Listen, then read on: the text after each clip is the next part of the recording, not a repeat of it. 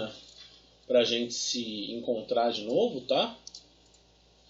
E agora a gente chora o rei aí no conteúdo, tá bom? Ó, eu vou compartilhar com vocês a minha tela. Eu não sei se vocês viram lá no Moodle, eu já coloquei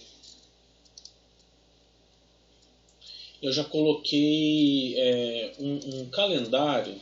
Calendário não, né? As datas lá importantes. Vocês devem estar vendo minha tela aí, né?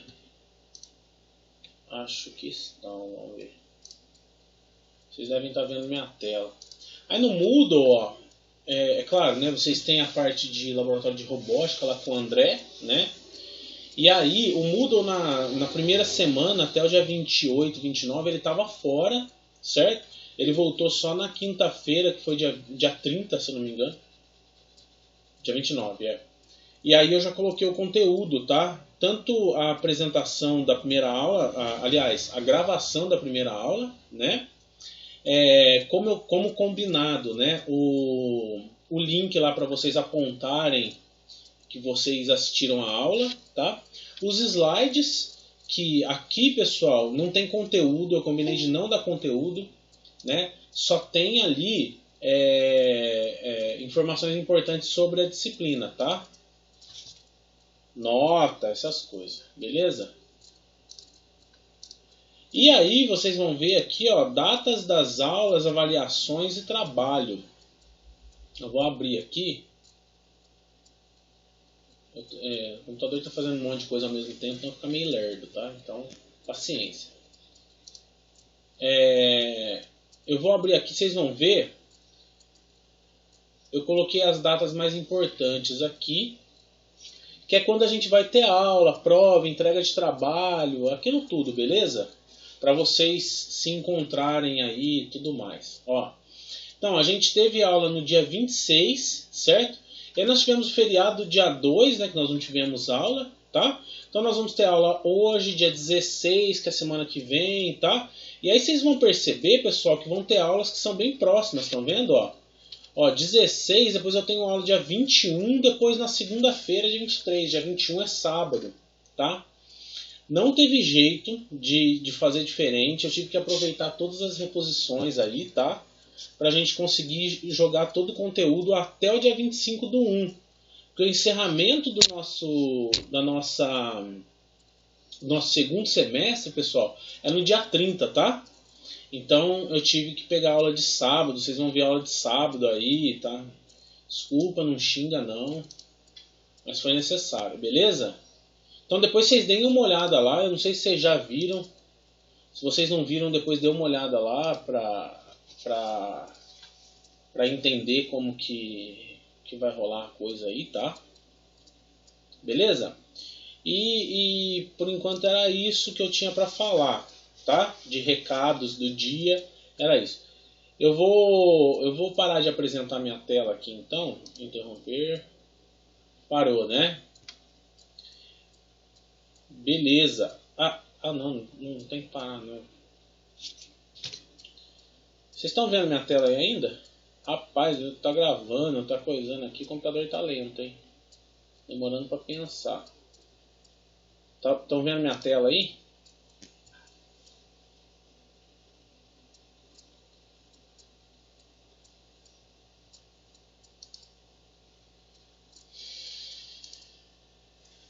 Tá vendo?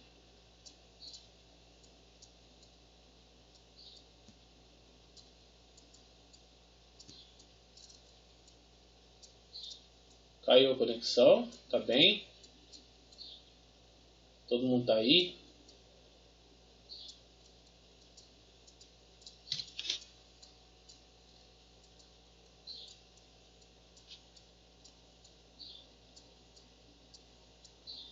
Pessoal, vocês estão me ouvindo aí ainda?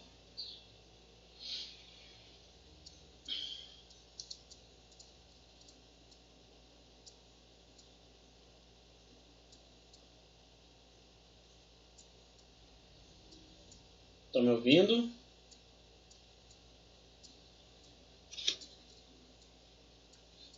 Acho que caiu a conexão, hein?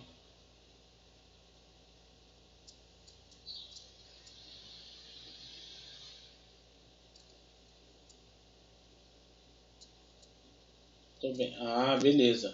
Vocês estão me ouvindo aí? Vocês estão vendo minha tela? Tá vendo minha tela? Deu um tique aqui. Eu acho que a internet não tá muito boa. Dá pra ouvir. E minha tela tá aparecendo aqui, ó, o slide. Ó, eu vou pôr o slide aqui. Vocês estão vendo o slide? Já vendo o slide, por favor, dá uma apontada aí. Parou a apresentação aqui. O bagulho tá meio louco hoje, hein? Eu vou apresentar aqui de novo. Parou a apresentação aqui. Pessoal, se acontecer algum erro no compartilhamento da tela.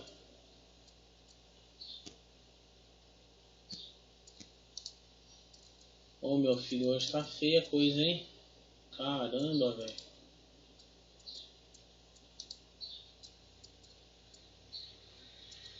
Aí.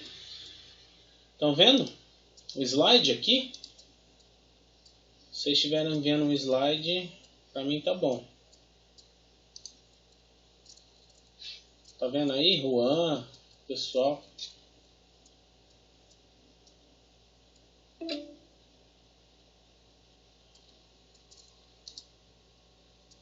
Menos mal. Ó, eu vou apresentar aqui a tela então. Nossa, hoje tá bem ruim, hein? A internet tá uma jossa. Se cair, vocês me falem aí.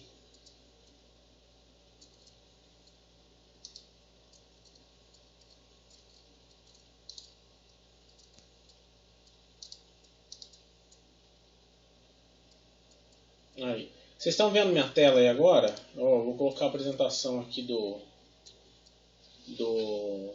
PowerPoint. Vocês estão conseguindo ver aí? Tá dando pra ver?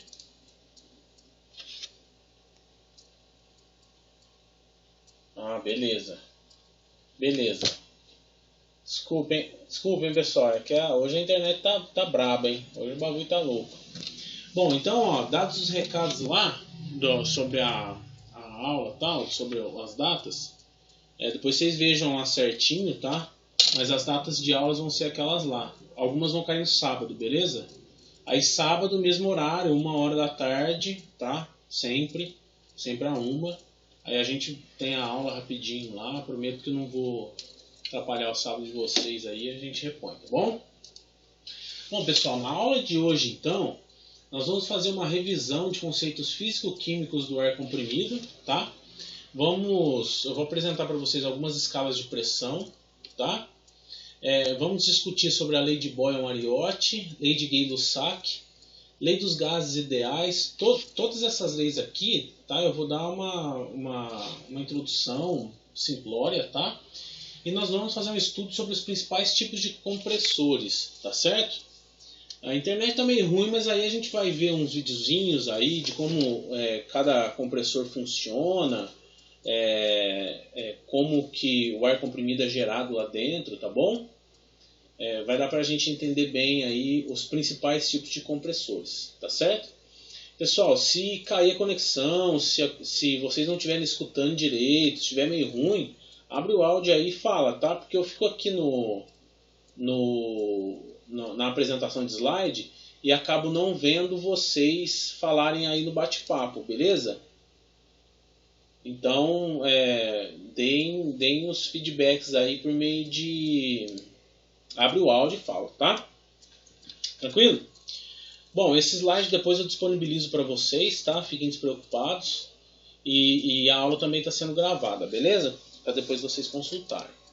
Bom, pessoal, como a gente vai começar a falar dos conceitos físico-químicos do ar, nós já temos que contextualizar o ar como sendo um fluido. A gente sabe, né? Que fluido é qualquer substância capaz de escoar e assumir a forma do recipiente que a contém. Nesse caso nosso, né, que nós vamos estudar com mais afinco, é o ar comprimido. No caso o ar, né? Ar comprimido é um processo depois, tá? E o ar, pessoal, ele acaba sendo uma mistura de gases que envolve o nosso planeta, tá? A composição média do ar seco, sem vapor de água, é de 78% de nitrogênio, 21% de oxigênio e 1% de gases raros. E esses gases raros aqui que aparecem na literatura são xenônio, hélio, criptônio, argônio, dióxido de carbono, né, muitas vezes, e também o hidrogênio, certo? O vapor d'água, pessoal, ele vai estar sempre presente, tá? Mas depende muito das condições ambientais. Então, se a gente está num dia de chuva, nós vamos ter mais água dissolvida no ar. Se a gente está num dia muito seco, né, a gente tem menos água dissolvida no ar, tá? Ele captado na atmosfera deve ter condições adequadas para utilização em automatismos. Automatismos são os nossos equipamentos lá de pneumática, tá, pessoal? Então, eu tenho que garantir que a umidade e a pureza desse ar estejam de acordo com os parâmetros propostos lá, né, ou descritos pelo fabricante dos automatismos, tá? A gente vai estudar sobre filtro, lubrificação e tudo mais na próxima aula, tá certo? Bom, outras características do ar são essas daqui, né? Ele tem expansibilidade. O ar, bem como outros gases, né? Como ele não tem forma definida, ele permite adquirir a forma do recipiente que o contém, mudando-a ao menor esforço, tá? Então você não precisa aplicar pressão para ele mudar o seu formato, tá? É fácil de mudar o formato. Ele consegue ser compressível. O ar é um fluido compressível. Assim como o ar pode se expandir e ocupar todo o recipiente em que está inserido, o caminho inverso pode ser adotado, ou seja, ele pode ser comprimido. Dessa forma, se tivermos um recipiente equipado com uma válvula de retenção, que é esse carinha aqui, tá? A válvula de retenção ela permite a entrada de ar, né, somente em um sentido. Nesse caso aqui, é de baixo para cima, tá? A gente instalando aí de baixo para cima. Vocês percebam que a válvula de retenção ela tem uma molinha nesse sentido aqui, né? Então daqui para cá ela fecha, de cá para cá o ar consegue entrar, ar ou qualquer outro fluido, tá? Quanto mais fluido for inserido no recipiente, maior é a pressão interna. Quer dizer que eu consigo comprimir o ar, aumentando assim a pressão e armazenar muito mais fluido, tá certo? Diferente da água, do óleo, que são fluidos incompressíveis, tá certo? Bom, a gente não vai entrar no mérito de equacionamento de fluidos compressíveis, porque é uma coisa um pouco mais complexa, tá? Então a gente vai adotar ele como um gás ideal e vai estudar só a parte de física do ensino médio lá para fluidos compressíveis, tá bom? Outra característica do ar, pessoal, é a elasticidade dele. Então é uma propriedade que possibilita o ar retomar seu volume inicial, uma vez que cessado o esforço que havia comprimido. Então pensem nisso daqui, como você tendo uma seringa cheia de ar, você tampa a saída e aperta, né, o êmbolo. Na hora que você aperta o êmbolo, ele vai comprimir, mas na hora que você solta, ele volta no lugar. Tá? Essa característica de elasticidade são dos gases, na verdade, né? Como a gente está falando do ar, acaba ficando para o ar mesmo só, tá bom? Bom, contextualizado o nosso fluido, né? A gente já pode falar sobre as características físicas dele, tá? Aliás, dele não, né? Do que ele está submetido, tá, pessoal? O ar, assim como outros gases, é regido por leis físicas e tudo mais, né? A primeira lei que eu queria tratar com vocês, não lei, né? Uma das primeiras propriedades que dá para a gente tratar é sobre a pressão. Nós sabemos que a pressão nada mais é do que uma força exercida sobre uma área, né? Uma superfície de área A. Então, no sistema internacional, a unidade de medida de pressão, né, acaba sendo Newton por metro quadrado, porque força no sistema internacional é Newton, e área é metro quadrado, tá? Newton por metro quadrado acaba ganhando um nomezinho especial no sistema internacional, que é o Pascal. Então, quando a gente estiver falando de pressão dentro do sistema internacional, nós vamos falar em pressão em Pascal. Tá? Vão ter umas variantes aí que eu vou conversar sobre isso. Por ser uma unidade muito pequena em relação aos valores normalmente usados na técnica atual, né, um múltiplo utilizado é o bar. Então, 1 bar são 10 a quinta Pascal, tá certo? Então, vocês vão ver muito aí pressões na casa dos megapascal, certo? Porque vão ser 10 a sexta Pascal, porque 1 Pascal, só 1 Newton por metro quadrado é muito pouco, tá, pessoal? Em termos de pressão. Agora, 1 bar, 10 a quinta Pascal, aí já é um pouco mais. E a gente pode ver compressores aí com manômetros na casa dos megapascal, tá certo? Que já é um pouco mais usual, tá?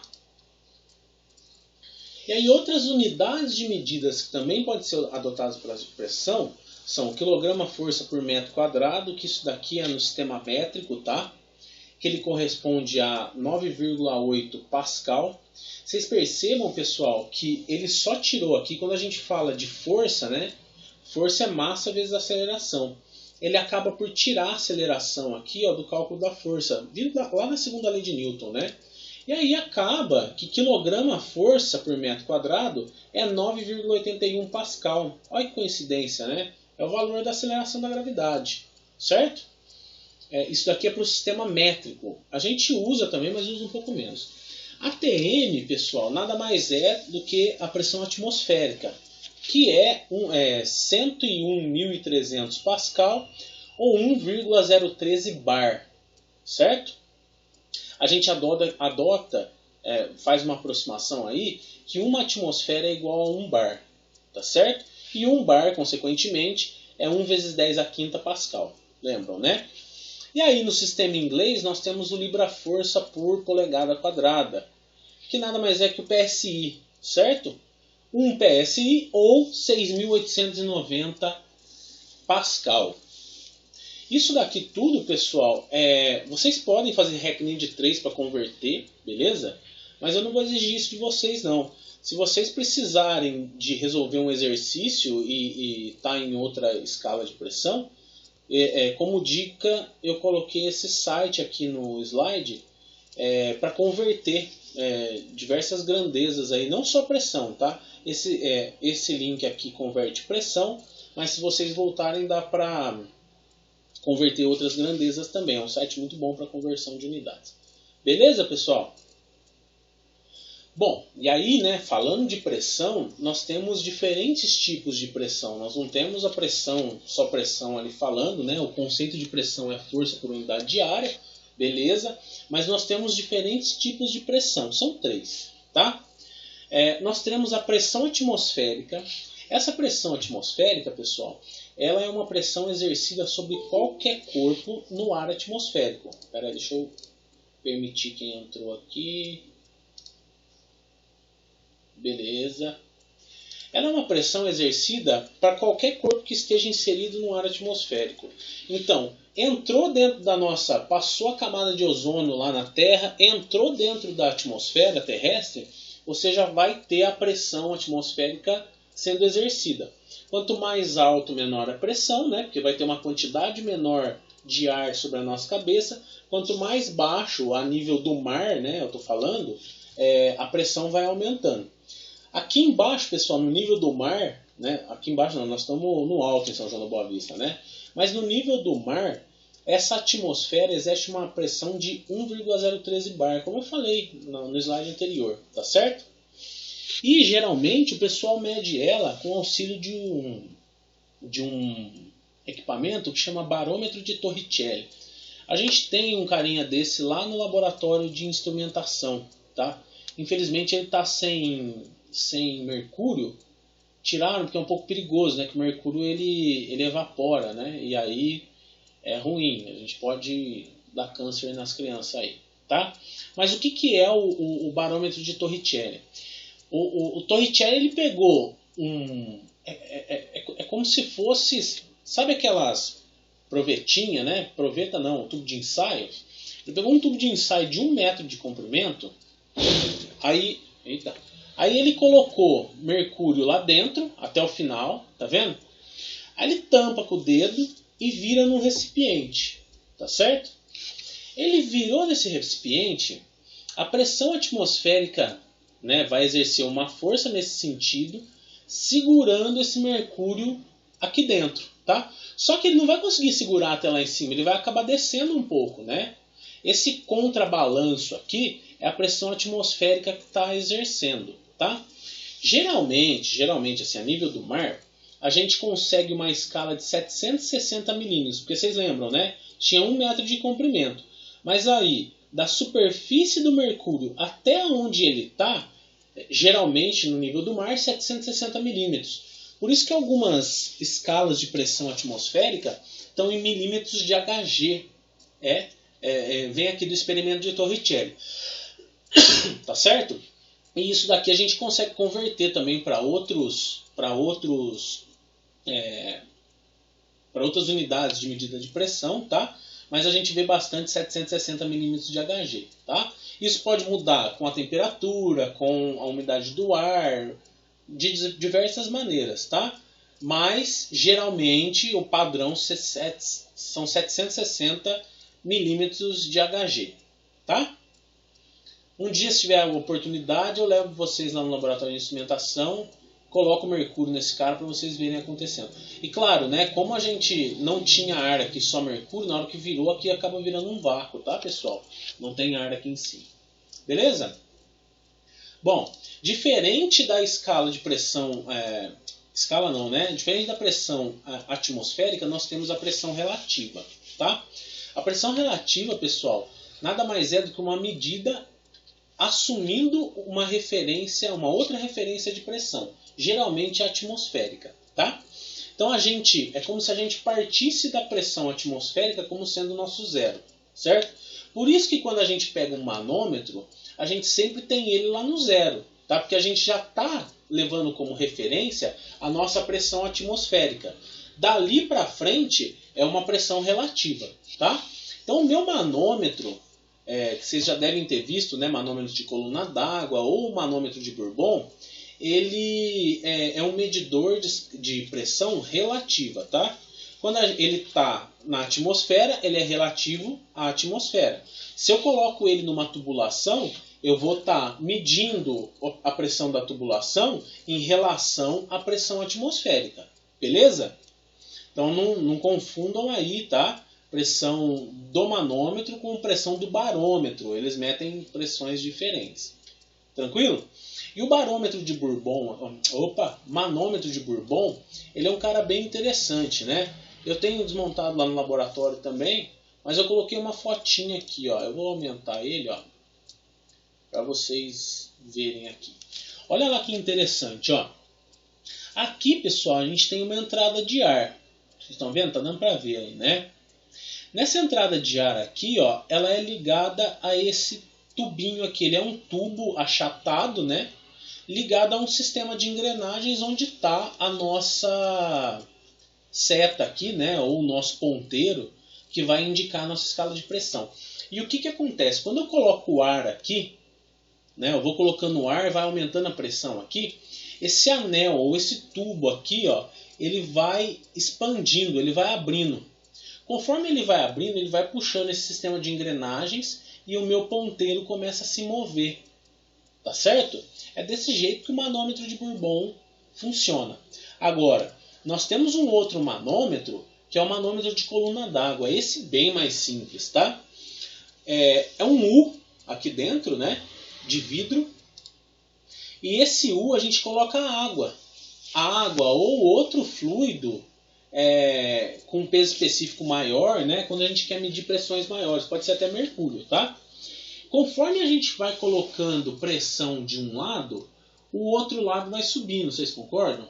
E aí, em decorrência, né, dessa diferença de altura entre um lado e outro, a gente tem uma escala de pressão aqui no fundo correspondente, tá?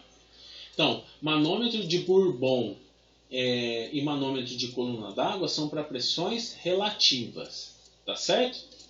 E aí vocês podem até me perguntar, né? Ou às vezes tem essa vaselina aqui dentro, é uma resina aqui dentro, né? Líquida.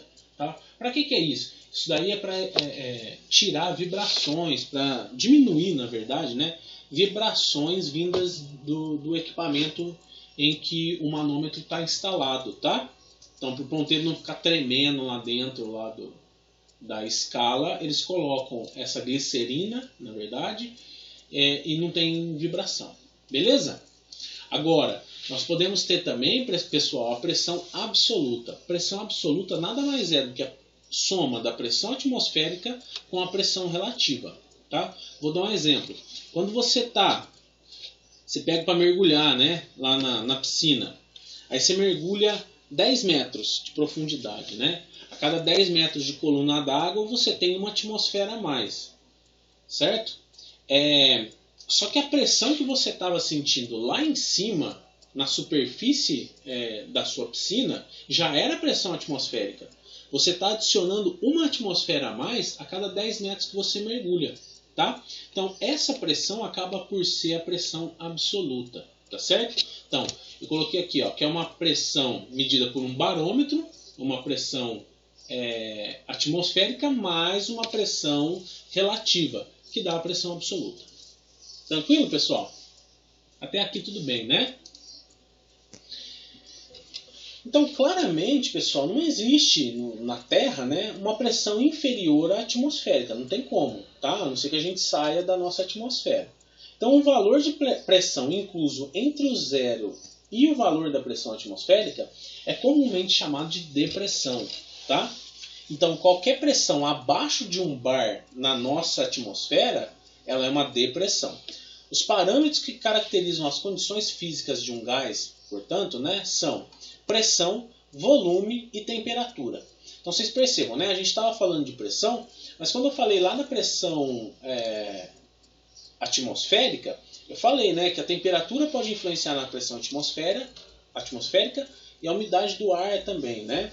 Mas as características de um gás são pressão, volume e temperatura. Então a gente sabe lá da física que as leis que ligam estes três parâmetros são a equação dos gases ideais, ou do gás perfeito, tá? A lei de Boyle-Mariotti e a lei de Gay-Lussac. Tá certo?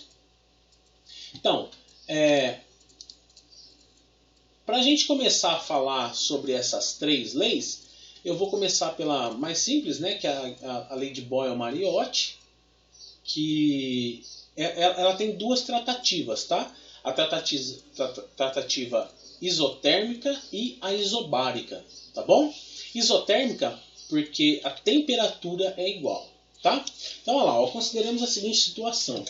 Uma quantidade de ar é colocada em um êmbolo com temperatura controlada, quer dizer, a mesma temperatura, tá? Temperatura certinha. Então, eu coloquei uma quantidade de ar aqui, né, porque é um fluido compressível, tá? Se fosse água não ia dar para fazer o experimento, porque ele não comprime, a água não comprime, tá? E na situação inicial, nós temos uma força F sendo aplicada à haste desse êmbolo. Então, essa força aqui está sendo aplicada na haste desse êmbolo. Por meio das equações adequadas, é possível determinarmos o volume que esse ar ocupa. Então, nessa primeira situação, a gente consegue calcular o volume, certo? Área da base vezes a altura. Na situação final, que é essa situação 2 aqui, nós temos a aplicação de uma força 2 vezes maior que a força inicial, tá? É possível perceber que o volume ocupado pelo ar reduziu de maneira inversamente proporcional. Quer dizer, se eu aumentei 2 vezes a força que eu aplico, eu diminuo por 2, né? Eu divido por 2 o meu volume. Claro, isso numa temperatura controlada. Tem que ser a mesma temperatura na situação 1 e na situação 2. Tudo bem? Então, ó, eu posso falar que a pressão 1 é igual à pressão 2 dividido por 2, certo? Porque ela é metade, a pressão 1 é metade da pressão 2, certo?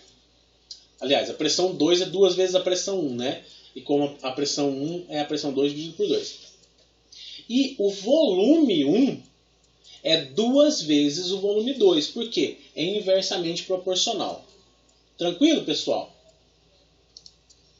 E aí, ó, a gente tem, pela lei de Boyle-Mariotti, na situação isotérmica, essa equaçãozinha aqui, ó, de pressão vezes volume na situação 1 igual a pressão vezes volume na situação 2. Pessoal, só um minutinho que tem gente batendo ali na porta. Um segundo, hein? Desculpa, pessoal, voltei. Bom, como eu estava falando, né, a lei de Boyle-Mariotti para situação isotérmica, nós temos que a pressão vezes o volume na situação 1, né, que é nessa daqui, é igual a pressão vezes volume na situação 2. Tem que ser igual, tá? E aí, se a gente for olhar para os gráficos da lei de Boyle-Mariotti para o caso isotérmico, a gente vai ver que a pressão aumenta com uma temperatura constante, o volume aumenta com uma temperatura constante, tá? E a pressão, no gráfico aqui de pressão em relação ao volume, nós temos, com o aumento da pressão, uma diminuição do volume, tá vendo? Só que percebam, pessoal, que não é de maneira linear, tá? A pressão acontece, a mudança de volume aí, né, ou alteração no volume, acontece por meio de uma equação de segundo grau aí, tá certo? Beleza? Ela acaba por não ser linear. Tranquilo? Bom, a gente tem também ali, né, a segunda situação é a lei de Gay-Lussac, né, onde a gente tem a situação isobárica. Na verdade, a lei de Boyle-Mariotti é para a situação isotérmica e Gay-Lussac para isobárica, quando a pressão é a mesma, tá certo? Então nós temos a alteração da temperatura, tá, e do volume, beleza? A pressão continua a mesma. Então consideremos essa situação aqui, ó. Um êmbolo com uma quantidade fixa de ar tem um manômetro e um termômetro ligados nele. Tá certo? Ó? Então eu instalo um manômetro e um termômetro nesse êmbolo aqui. Tá? Em um dado momento, o êmbolo começa a ser aquecido, fazendo com que o ar no seu interior sofra uma expansão térmica. Essa expansão resulta na elevação do êmbolo.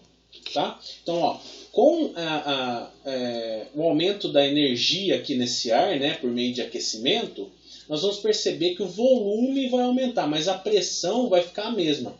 Então percebam, ó, que eu tenho aumento do volume e da temperatura, mas a pressão acaba por ser a mesma. Porque eu não estou segurando esse fluido aqui, né, esse ar. Eu estou deixando ele livre. Tá certo? Então, se não houver diferença de pressão, se a pressão atmosférica não mudar, ou se eu não colocar o dedo aí, né, no êmbolo, nós podemos dizer que a razão entre volume e temperatura é igual à razão da situação 1, é igual à razão entre volume e temperatura da situação 2. Tá certo? Então, o que ela fala? Ó, tá aqui. Que V1 é proporcional, é diretamente proporcional, esse alfazinho aqui, né, quer dizer diretamente proporcional. V1 é diretamente proporcional à temperatura. Se a gente transformar essa proporcionalidade aqui e quiser achar o valor dela, vamos dizer assim, né, a gente tem que transformar ela em uma constante, tá?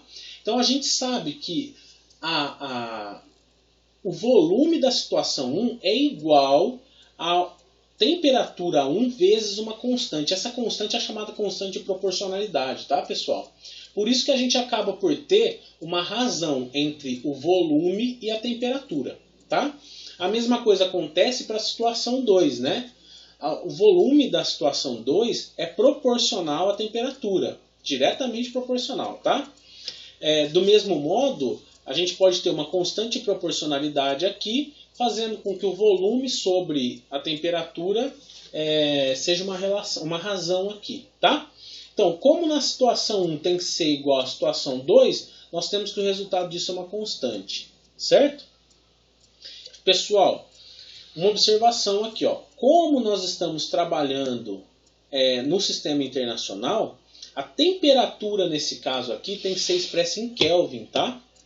Então, se eu der algum exercício para vocês com temperatura em graus Celsius, vocês têm que adicionar 273,15 para transformar para Celsius.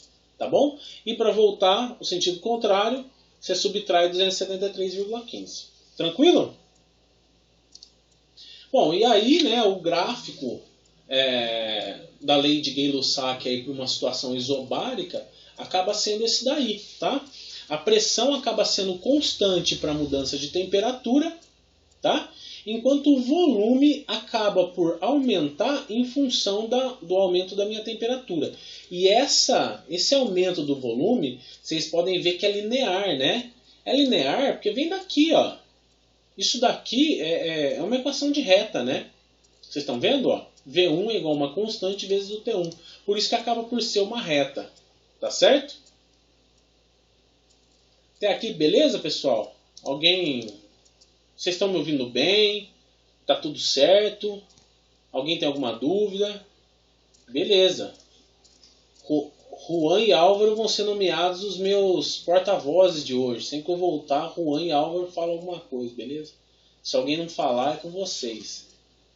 Beleza, Fernando? Beleza. Então tá, pessoal. Ó. Nós temos também a situação isovolumétrica da lei de Gay-Lussac, tá? Isovolumétrica quer dizer que o volume é o mesmo. Então o que eu fiz? Diferente da primeira situação, onde eu deixo o êmbolo livre para crescer em função do volume, crescer não, né? Mudar de posição em função do volume. Nessa situação isovolumétrica da lei de Gay-Lussac, é como se eu colocasse um pino aqui no êmbolo, né? Como se eu colocasse não, né? Eu tenho que colocar. E aquecesse do mesmo jeito, tá? Então a gente percebe aqui, ó, que na primeira situação nós temos uma temperatura atrelada a uma pressão, beleza? E aqui o volume ele não pode mudar, tá? Porque eu travei ali o meu êmbolo. E aí eu começo a aquecer esse gás, que é o meu ar lá, tá? O volume tende a aumentar, certo? Por conta da expansão térmica do ar. Só que como ele não tem lugar para expandir, ele vai começar a aumentar a minha pressão, tá certo? Por conta da agitação das moléculas do ar ali, né? Nós vamos ter aumento de pressão, não vai ter jeito, tá?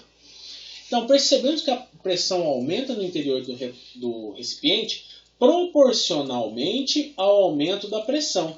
Deste modo, nós podemos dizer que a razão entre P1 e T1 é igual à razão entre P2 e T2. Então, a razão nessa situação tem que ser igual à razão nessa situação. E aí acontece, pessoal, igualzinho ao caso isobárico, que foi o caso anterior que eu passei, né, da lei de Gay-Lussac, tá? A pressão 1 é proporcional à temperatura 1. Para eu ter essa proporcionalidade, eu tenho que ter uma constante de proporcionalidade. E aí acaba que essa constante é igual a P1 sobre T1. A mesma coisa acontece para a segunda situação, né? E aí nós temos aqui a igualdade, né? Que a pressão sobre a temperatura na situação 1 tem que ser igual à pressão sobre a temperatura da situação 2. Beleza? E aí, mais uma vez, né, eu vou frisar que quando nós estamos falando de temperatura no sistema internacional, nós temos que colocar essa temperatura em Kelvin. Beleza? E aí, né, do mesmo modo que nós temos aumento do volume proporcional ao aumento da temperatura de maneira linear, o aumento da pressão em função da temperatura também vai ser linear, tá bom? E quando a gente olha para o gráfico de volume em função da temperatura, nós temos que o volume também é linear. Tranquilo? Que aí tá beleza, né? E aí, pessoal, a terceira lei aí que a gente vai ver hoje, que é a lei dos gases ideais, primeiro a gente contextualiza, né? Um gás ideal é um modelo, acaba por ser, né, um modelo teórico em que um grande número de partículas diminutas movem-se aleatoriamente em diferentes velocidades, podendo sofrer apenas colisões perfeitamente elásticas. Isso daqui, pessoal, é o conceito de gás perfeito que eles adotam em física, tá? O gás, vocês sabem que é um monte de molécula correndo alucinadamente aí, né? E se chocando entre si com colisões perfeitamente elásticas, tá? Então, todas as partículas que compõem um gás ideal, são adimensionais, no caso da gente analisar pelo lado físico. Como a gente está vendo o todo, né, A gente não se preocupa tanto com as partículas, ou seja, tem tamanho desprezível. Além disso, não apresentam nenhum tipo de atração ou repulsão, pois a única interação entre elas são choques perfeitamente elásticos. Tá? Como consequência, diferentemente dos gases reais, não é possível que um gás ideal se condense, como ocorre com o vapor de água. Então, quando a gente tem lá, a gente faz o estudo do ar, a gente considera que ele é um gás ideal. E gás ideal não tem água no meio, né? Por isso que as equações que eles dão para a lei dos gases ideais aproximam-se muito da realidade, mas a gente não pode esquecer que tem água no meio do ar que a gente está analisando. Tá? Por isso que às vezes pode dar algum erro de conta, mas erro bobo. Tá? Bom, e o que é a lei dos gases ideais? Né? Isso daqui vocês devem ter visto no ensino médio, se não viram, estão vendo agora. Podem haver situações que tenhamos variações nas 3 variáveis de interesse: volume, temperatura e pressão. Desse modo, a relação entre eles para uma dada situação inicial e uma situação final é o resultado da combinação entre as 2 leis que vimos anteriormente. Tá? Vocês lembram, pessoal, que na primeira lei, que é a lei de Boyle-Mariotti, nós tínhamos que pressão vezes volume era igual a pressão vezes volume 2. Então, a pressão vezes volume 1 era igual a pressão vezes volume 2.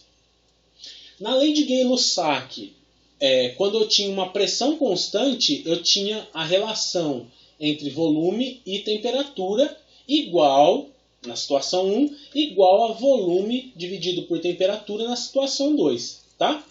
E na situação isovolumétrica, nós tínhamos que pressão dividido por temperatura 1 era igual a pressão 2 dividido pela temperatura 2. Então percebam que a lei dos gases ideais acaba por ser uma junção da lei de Boyle com a lei de Gay-Lussac. Vocês estão vendo? Porque a gente está correlacionando as 3 variáveis de interesse numa mesma equação. Tá certo? É claro, né, vocês já devem ter visto a lei dos gases ideais como sendo PV igual a nRT. Né? Mas isso, pessoal, é quando a gente está falando mais de partículas, da quantidade de partículas que estão interagindo lá no gás. Né? Aqui não tem tanto interesse a gente saber a quantidade de partículas de gás que estão interagindo. Porque está dentro de um tanque lá, a gente tem que saber só a pressão, o volume e a temperatura. Tranquilo? Por isso que a gente vai ver a lei dos gases ideais por essa ótica aí. Tá? Então, vimos as 3 leis, né? E uma coisa que tem que ficar definida aqui já, né? Para a gente, como a gente já está falando de pressão, volume e temperatura, que são as 3 variáveis de interesse para a gente em sistemas pneumáticos, a gente já pode dar um referencial técnico aqui. Tá? Para dimensionamento de redes pneumáticas, nós estabelecemos que uma temperatura normal é de 20 graus Celsius. Então a temperatura em que o ar está naquela coisa tranquila e tudo mais é de 20 graus Celsius. Uma coisa prevista, né? Foi convencionado isso. E a pressão normal é de 1 atmosfera, ou 1,01325 bar. Certo? Se a gente estiver trabalhando com bar, né? E aí a gente tem que adotar esse valor. Se for atmosfera, nunca tá? Ou é Pascal, no caso megapascal, tá? Ou é bar, tá? Que a gente vê bastante. Eu coloquei aqui, um exercício resolvido, tá? Depois, se vocês quiserem ver com mais calma nos slides, na hora que eu disponibilizar, vocês podem ver, tá? Mas o que é? O recipiente apontado na figura abaixo possui volume de 1 metro cúbico. Então, se a gente medir o volume desse recipiente, vai ter 1 metro cúbico. E contém armazenado em seu interior ar comprimido a uma pressão de 12 bar e temperatura de 26 graus Celsius. Tá? Ele pede qual o volume normal de ar comprimido armazenado no seu interior, considerando os referenciais técnicos. Tá? Ele pede para você, basicamente, tirar todo esse ar lá de dentro e ver quanto que tinha. Porque está comprimido, né? Está comprimido a 12 bar. Certo? E aí eu fiz a continha aqui, é bem simples, usando lei dos gases ideais lá, tá? Eu usei a lei dos gases ideais com os referenciais técnicos que eu passei, tá? Fiz a continha e vi que o volume de gás armazenado lá dentro daquele 1 metro cúbico é de 11,60 metros cúbicos, certo? Então o ar que foi comprimido a 1 metro cúbico, na verdade, na hora que a gente solta e deixa na temperatura de 20 graus e na pressão atmosférica, acaba ocupando 11,60 metros cúbicos. Tranquilo? Bom, pessoal, sobre esse lance de pressão aí, vocês têm alguma dúvida? Tá tudo tranquilo? Álvaro e Juan, vocês são os porta-vozes dos caras aí, mano. Tá tudo tranquilo? Juan falando que tá beleza. Fernandão também é porta-voz, hein? Fernando é porta-voz também. Fernando, Juan e Álvaro. Ó, só veio eles no bate-papo. Beleza. O resto eu tenho certeza que tá me escutando, mas às vezes tá lavando louça junto, né? Fazendo outras coisas. Beleza. Então tá tudo certo. Até aí tá tranquilo, né? Bom, então, ó, pessoal, pressão era isso, tá? Depois eu vou passar uns exercícios para vocês, coisinha pouca, tá? 3, 4 exercícios, só para vocês pegarem o jeito das continhas aí de pressão e tudo mais, tá? Pro conteúdo ficar um pouco mais fixo, tá bom? E agora nós vamos falar um pouquinho sobre como é produzido esse ar comprimido. Porque a gente está falando de compressão do ar, ele está lá, mas como que é feita a compressão desse ar, tá? Nós temos 2 métodos, certo? Aumento da pressão pela redução do volume, então são compressores volumétricos ou de deslocamento positivo, e aumento da pressão pela transferência da energia de um acionador, seja ela pá, hélice ou turbina para o gás. São os chamados turbocompressores ou compressores dinâmicos. Então nós temos 2 jeitos, guardem isso, hein? Nós temos 2 jeitos de comprimir um gás. Não precisa ser ar, não. Nós estamos falando do ar aqui porque é ar comprimido, é pneumática, né? Mas por redução de volume ou por transferência de energia cinética. No caso, energia cinética, né? Porque nós estamos falando de uma pá girando aí, então é energia cinética, certo? Então, ó, nós temos essa árvore aqui dos tipos de compressores que a gente tem disponíveis, tá? Por deslocamento dinâmico, que são só 3 tipos, tá? Ejetor, fluxo axial e fluxo radial. O ejetor pouco utilizado, são mais utilizados os de fluxo axial e radial, que são os que a gente vai ver melhor, tá? E os de deslocamento positivo, que esses daqui, pessoal, são todos por redução de volume, tá certo? Nós temos os rotativos e os alternativos. Dentro dos rotativos nós temos os RUTs, o anel líquido, palhetas e parafuso. Palheta e parafuso são os 2 mais utilizados dos sistemas rotativos. Agora, deslocamento positivos, os compressores alternativos, nós temos os compressores por diafragma e a pistão. A pistão, pessoal, é o mais comum, mais barato, e é o que a gente vai usar para entender um pouco melhor o conceito de compressão do ar. Beleza? O de diafragma, eles também são bastante utilizados. Eu vou mostrar aí para vocês, tá bom? Bom, então começando aí com os compressores de deslocamento positivo, eu vou começar falando do compressor alternativo a pistão, certo? Ele tem uma operação baseada em um sistema do tipo biela-manivela, tá? Então, ó, a gente tem uma biela aqui, né? O volante, que está ligado ao eixo de um motor, tá? E um pistão, que nada mais é do que um êmbolo, tá? É como se fosse uma seringa aqui com entrada e saída de ar. Beleza, pessoal? Então, o que acontece nesse cara aqui, ó? Acontece que, num primeiro momento, a válvula de admissão, que é essa daqui, fica fechada, certo? Assim como a válvula de descarga. Então, no primeiro momento, as 2 válvulas estão fechadas, beleza? Aí o pistão desce. No que ele desceu, ele vai fazer como se fosse um vácuo lá dentro. Aliás, um vácuo não, né? Uma depressão, certo? Então, a pressão aqui dentro da câmara vai ficar menor, certo? E aí sim eu abro a válvula de admissão. Se a pressão aqui dentro está menor, que vai acontecer com o ar que está lá fora, que está numa pressão maior? Vai querer entrar. O ar sempre quer, o gás, né, na verdade, ou o fluido, ele quer sempre estar num lugar de menor pressão. Então ele vai entrar.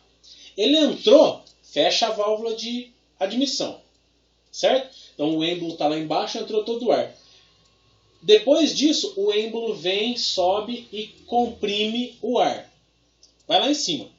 O ar está comprimido, aí abre a válvula de descarga e esse ar comprimido vai direto lá para o meu armazenamento, né? Que é o meu o tambor lá de armazenamento, certo? Então, ó, eu coloquei um passo a passo aqui, ó. Admissão. Então, o movimento do o pistão está lá embaixo, né? A pressão interior aqui é menor que a pressão exterior. Então, entra ar pela válvula de admissão, certo? O gás é aspirado. Num segundo momento, ó, o pistão, depois que o ar está lá dentro, ó, as duas válvulas se fecham e esse pistão vem para dentro comprimindo esse ar. Comprimiu o ar, a gente abre a válvula de descarga, certo? O gás aqui, o ar, né, vai ser expulso em alta pressão, certo? E depois disso, né, ele volta para a etapa de expansão, que é quando as duas válvulas estão fechadas e ele causa uma depressão. E isso daqui é um ciclo constante, beleza? E aí, pessoal, esse tipo de compressor, ele pode ter diversos estágios, tá certo? Estágios assim, né? Eu posso, ó, nesse caso aqui. Aqui está saindo em alta pressão, não em alta pressão, mas numa pressão maior do que a pressão atmosférica, concordam? Porque o ar já foi comprimido, tá? Isso daqui pode sair daqui, ó, esse ar pode estar saindo daqui e indo para uma segunda válvula de admissão e sendo comprimido novamente por um outro pistão, tá? Então, quando a gente fala aqui, ó, no número de estágios, né, é isso, beleza? Ó, compressores a pistão de um estágio são adequados para sistemas que exijam pressões de até 4 bar, tá certo? Se os automatismos da rede exigem pressões maiores, mais estágios de compressão são necessários, ou seja, mais pistões devem ser acoplados em série para comprimir ainda mais o ar. Então, o ar que estava na pressão atmosférica entra dentro do pistão, é comprimido por meio de volume, sai, entra num segundo pistão, é comprimido mais uma vez e aí ele sai com uma pressão muito maior do que ele entrou, certo? Ó, pressão de até 400 kPa, né, ou 4 bar, a gente consegue com um estágio. De 400 kPa a 1500 kPa, quer dizer, de 4 bar a 15 bar, nós conseguimos com até 2 pistões. Agora, pressões bem maiores aí, né, de 15 bar a 150, 3 estágios ou mais. Beleza? Ó, isso daqui, pessoal, eu vou mostrar para vocês, mas são compressores industriais. O nosso lá da escola, ele é de um pistão de um estágio, tá? São 2 motores, mas é um estágio só, tá? Eu vou mostrar para vocês. Além desse pistão simples, tá? Que a gente tem aqui, que eu mostrei para vocês, o princípio de funcionamento, nós temos pistões, né? Que tem dupla ação. Tá? Então, o que acontece? Ó, conforme a biela, o virabequinho aqui, ele vai girando e vai acionando a biela aqui para acionar o pistão, nós temos depressão e compressão nos dois sentidos. Então, esse carinha aqui, ó, ele já não é mais de simples ação, ele é de dupla ação. Então, o que acontece? Ó, o ar está sendo puxado por aqui, estão vendo? Ó? Esse pistão ele foi expandido, entra o ar por aqui, só que no estágio de baixo ele está comprimido e já está dando a descarga aqui. Ó. O ar já está saindo comprimido. Tá? E olha aqui, ó, isso daqui já são 2 estágios, estão vendo? Ó? Ele sai comprimido quando está aqui embaixo e já entra pela admissão do outro que está com uma pressão menor aqui, né? E depois já sai mais comprimido lá em cima, tá? Isso daqui de duplação, pessoal, geralmente, hoje em dia, são os pistões mais utilizados nos compressores, tá? Por quê? É mais rápido. Só tem essa função de ser mais rápido para encher um tanque de ar comprimido. Tá certo? Não é que ele comprime mais, porque essa câmara aqui é isolada da câmara de baixo. Tá? Se a gente acoplar os dois, a gente vai ter um aumento de pressão, sim, né? Mas o único objetivo é que ele encha mais rápido. Só isso. Tá? Duplação. Agora, ó, o compressor alternativo a pistão ele tem vantagem e desvantagem, como todos os outros. Tá? Ele é de uma simplicidade mecânica muito grande, tá? Pistão é muito fácil de você conseguir, é muito fácil de fazer. Tem um baixo custo se você comparar com outros tipos de compressores. Porém, tem como desvantagem manutenção constante, uma alta vibração mecânica e tem bastante isso daqui, viu? Vibra muito, mas muito mesmo. Aquece muito o ar de saída e geralmente ar comprimido, quando vai para o automatismo quente, não é muito bom. Tá? Então a gente acaba, dependendo da situação, tendo que resfriar. No nosso caso, não precisa, porque a gente tem tubulações pequenas, né, que acaba resfriando o ar. Tá bom? A saída de ar acaba sendo pulsada, se não armazenado. Tá? Quando a gente armazena, sai do pistão e vai direto para um cilindro de armazenamento, aí ele não tem saída de ar pulsada. Tá? E também, né, a gente sofre com presença de óleo na saída. Mas isso daqui acaba tendo pistões, pessoal, que são livres de óleo. Tá? O nosso compressor lá na escola, ele é livre de óleo. Tá certo? E ele é a pistão. Beleza? Bom, então os tipos de compressores... aqui eu coloquei os compressores de um estágio, tá vendo? Ó, nós temos aqui 2 pistões, só que esses 2 pistões só estão aqui para encher mais rápido o tanque, tá, pessoal? Ele é um estágio. Tem o nosso compressorzinho lá, que ele é a pistão, ele é voltado para a área médica, né? Então ele não tem óleo, beleza? Mas ele é a pistão, ele aquece pra caramba, vibra demais, certo? Mas é ótimo, tá? Mas tá lá nosso compressor grandão lá, tá?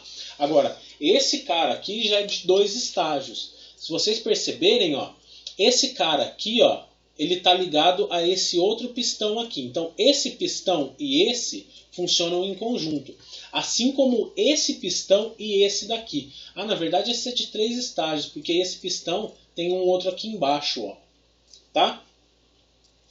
Não, na verdade, desculpa, são 2 estágios mais 3 conjuntos, né? Então são 2 estágios esse daqui. Então são pressões maiores, tá, pessoal? Se vocês pegarem a especificação desse compressor, vocês vão ver que o tanque tem paredes mais grossas, mais reforçado, né? Do que esses daqui, só que as pressões são bem maiores também. Beleza? Aí funciona naquele esquema, né? Comprime uma vez aqui, sai o ar comprimido daqui, entra nesse segundo pistão, comprime mais ainda e só aí que vai para o tanque. Beleza? Tranquilo? E sempre, claro, né, é acionado por um motor. Esses daqui, se vocês verem, sempre é o sistema de polia que vai acionar esses caras aqui. Tranquilo? Esse tipo de compressor a pistão aí, alguém tem alguma dúvida? Tá tudo certo? É tranquilinho, né? Isso daí tá de boa. Tá beleza? Beleza? Tranquilo. Então tá, molezinha. Bom, agora nós vamos falar ainda de compressores alternativos, mas nós vamos falar do compressor de diafragma.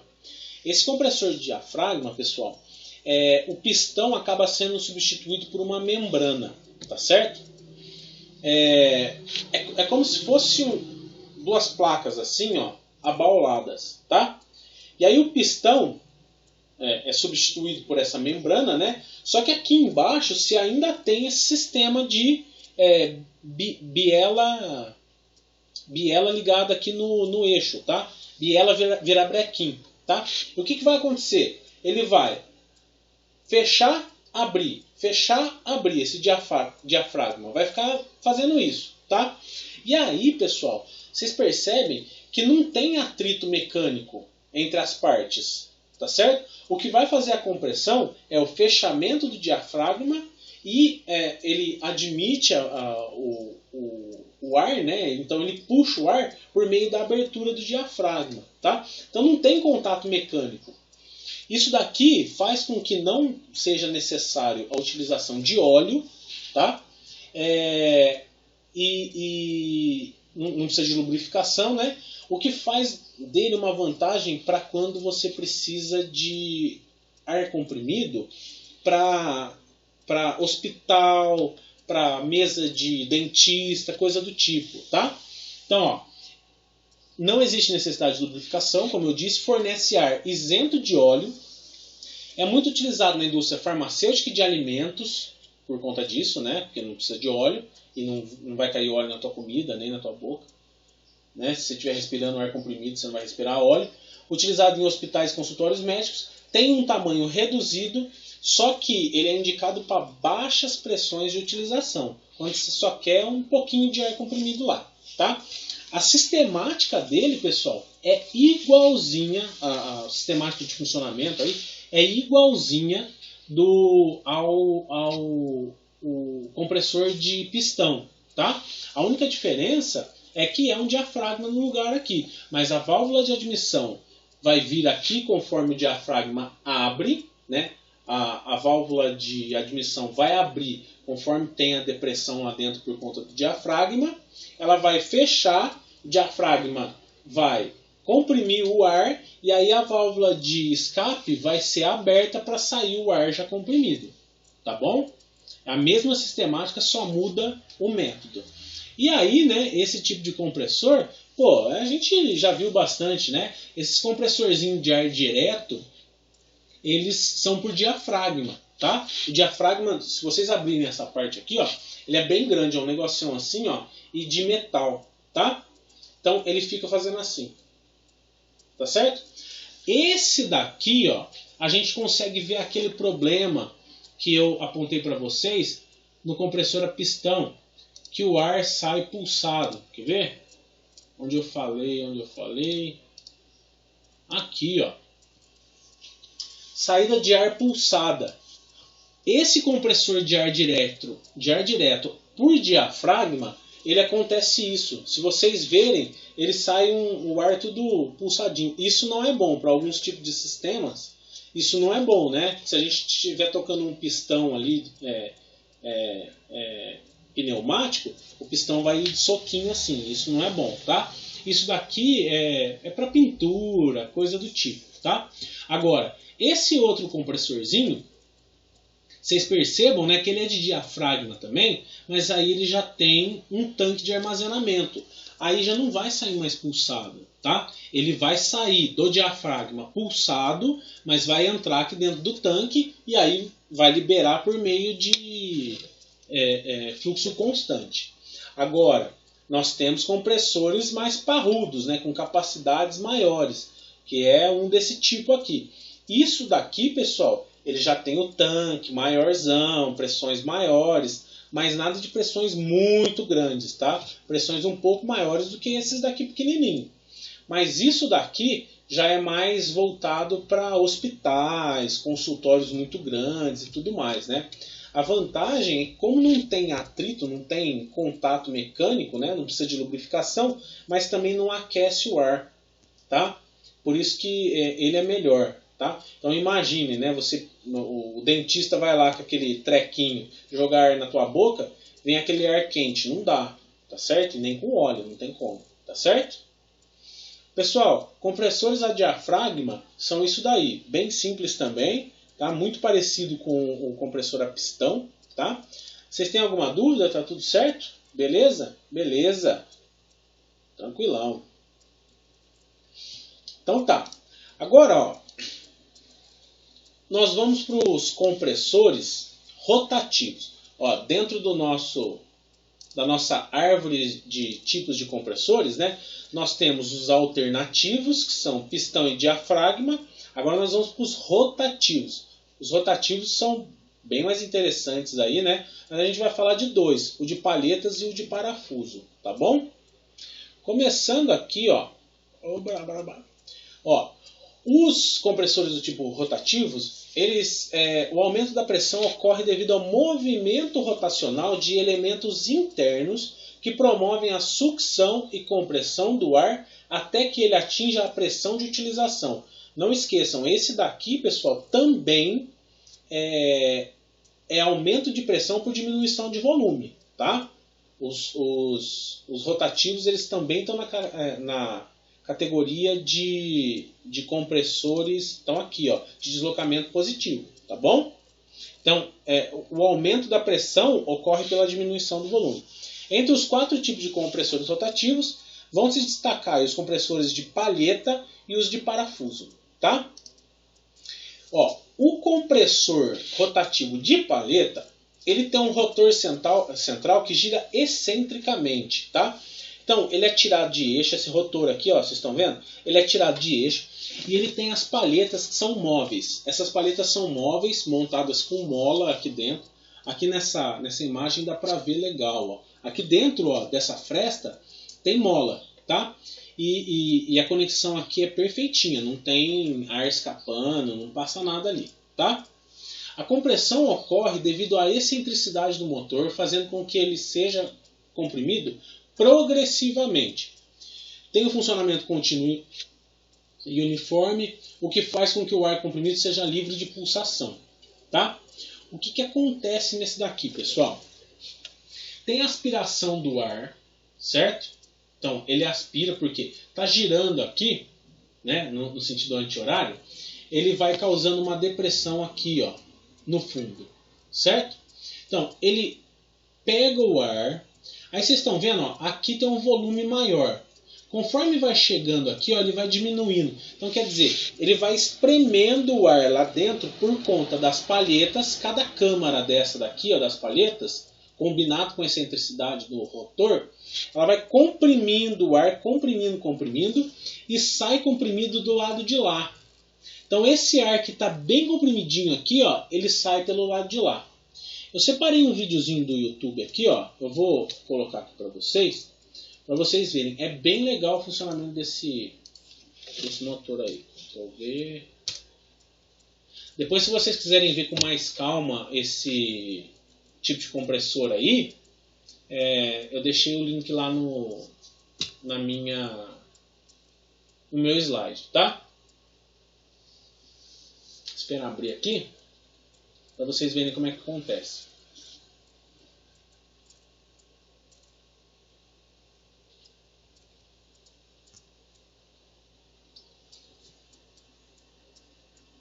Olha lá, estão vendo? Ó? O rotor é excêntrico, as palhetas são montadas aqui de maneira móvel, estão vendo? E na hora que ele gira... Opa, nossa, a internet tá ruim, hein? Na hora que ele vai girando, ele vai comprimindo o ar pela diminuição do volume também, tá certo? E vocês vão ver que isso daí acontece de maneira contínua. Não tem pulsação, não é um pistão batendo, né?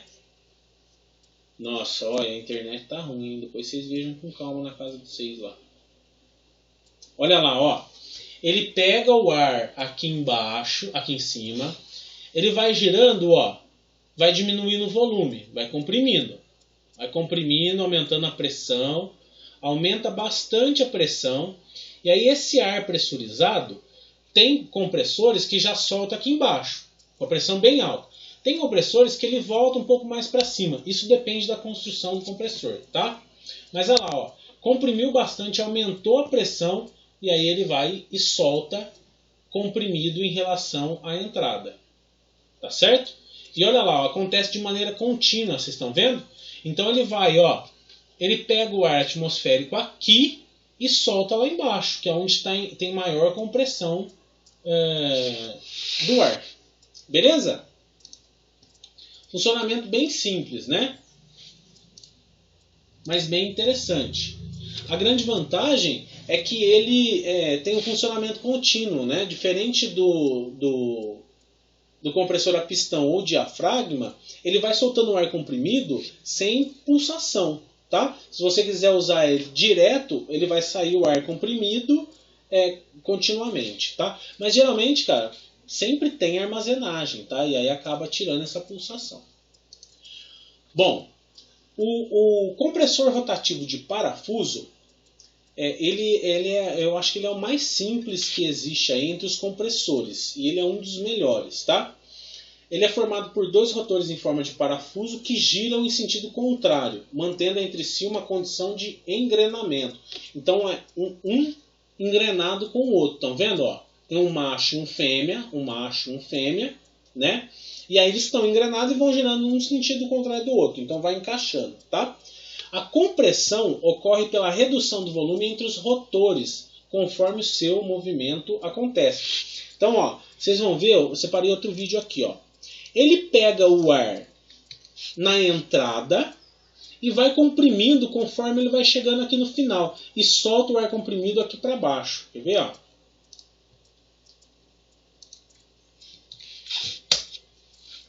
Compressora parafuso é bem legal. A internet só tá ruim, tá lento, hein? Desculpa aí, hein?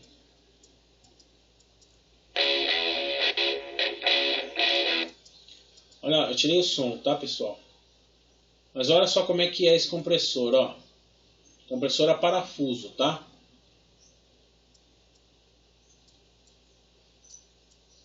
Ô, meu filho, tá difícil hoje, hein?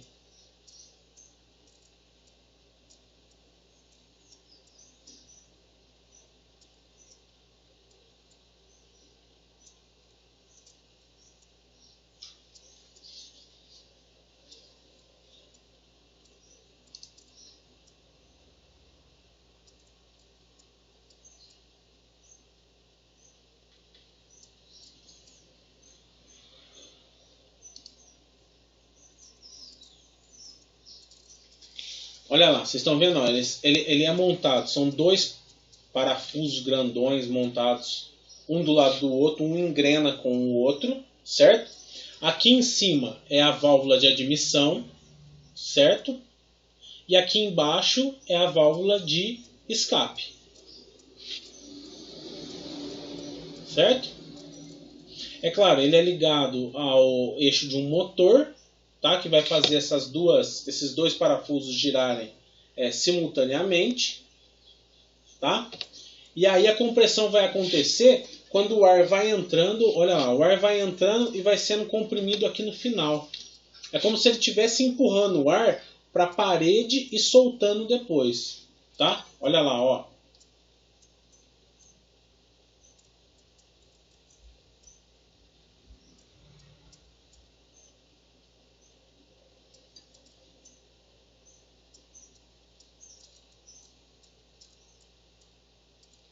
Ó, a válvula de admissão pega o ar, é como se ele estivesse empurrando para a parede aqui, comprimindo o ar desse lado, e aí ele solta lá para o lado de baixo. Ele vai mostrar o lado de baixo lá. Ó, empurra o ar contra uma parede, entre aspas, tá? A pressão vai aumentando, olha lá, e é liberada aqui embaixo em alta pressão.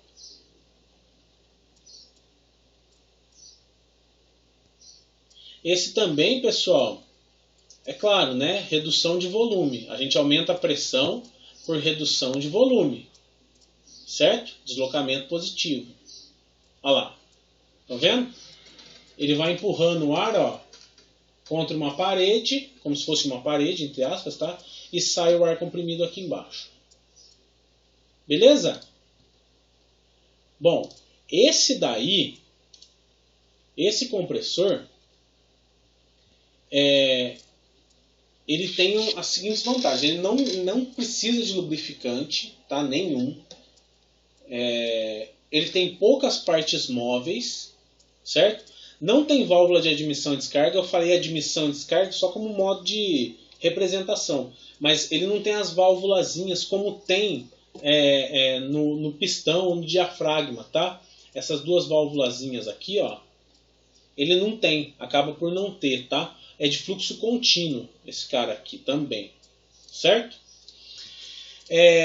Tem baixas temperaturas internas, não tem vibração nenhuma e é bastante silencioso. O problema dele é que ele é caro, ele é um dos compressores mais caros que tem aí, tá?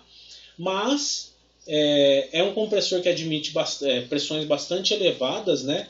E um fluxo de ar muito grande, tá certo?